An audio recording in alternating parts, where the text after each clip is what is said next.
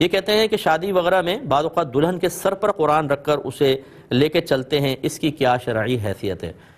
دیکھیں، یہ بھی انہی رسومات میں سے ہے جو ہماری ایجادات ہیں۔ یہ پہلے زمانے میں ایسا نہیں ہوتا تھا، اور میں اس کو ناجائز تو نہیں کہوں گا، جب بشرطے کہ قرآن کی بے حرمتی، بے ادبی نہ ہو، کہ گر رہا ہے قرآن اور ادھر ادھر کر رہے ہیں، بے وضو پکڑا ہوا ہے، ان سے اجتناب کریں۔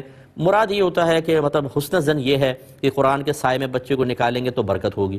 لیکن یہ یاد رکھیں کہ اس طرح کی چیزیں جو ایجادات کر کے ہم خود اس کے نتائج مرتب کر لیتے ہیں، اس کی وجہ سے ہم اکثر اصل دین سے دور ہوتے چلے جاتے ہیں۔ اب جب کوئی ایسا کریں گے نا تو چھوٹے بچے پوچھیں گے کیوں کرتے ہیں، تو بعض اوقات بڑے اپنے پاس ایک فضیلت بنا لیتے ہیں، بیٹا یہ کرنا چاہیے، اس سے بڑی برکت ہوتی ہے، اس سے جھگڑے نہیں ہوتے گھر میں، اس سے فلاں نہیں ہوتا۔ کہاں سے نتیجہ نکالا آپ نے، یہ بتائیں؟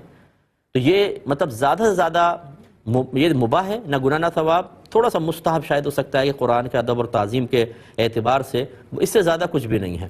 اصل تو یہ ہے کہ بچی کو کیا آپ نے اس قرآن کی تعلیمات دی ہیں کہ نہیں، بچی اس قرآن پر عاملہ ہے کہ نہیں ہے۔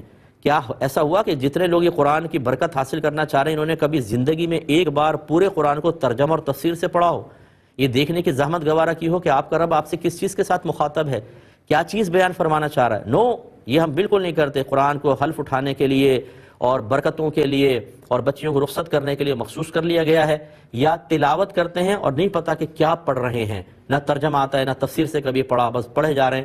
اس میں ثواب تو آپ کو ملے گا، لیکن مقصود نزول قرآن یہ نہیں تھا۔